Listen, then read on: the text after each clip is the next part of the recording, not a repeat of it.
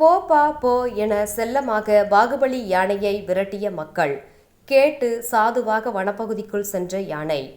மேட்டுப்பாளையம் மற்றும் அதன் சுற்று வட்டார பகுதிகளான தேக்கம்பட்டி, நெல்லித்துறை, ஓடாந்துறை, ஊமபாளையம், பாலப்பட்டி, வச்சினப்பாளையம், சிறுமுகை, லிங்காபுரம் உள்ளிட்ட பல்வேறு பகுதிகளில் கடந்த சில ஆண்டுகளாகவே பாகுபலி என்ற ஒற்றை காட்டு யானையின் நடமாட்டம் இருந்து வருகின்றது.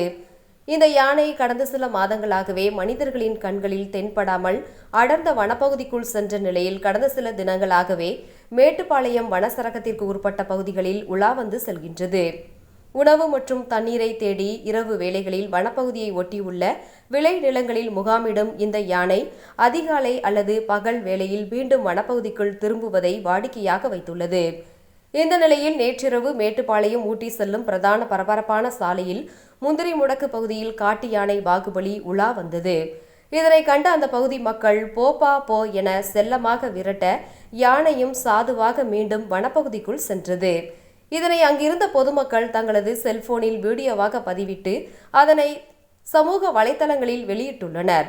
இந்த வீடியோ தற்போது வைரலாகி வருகின்றது.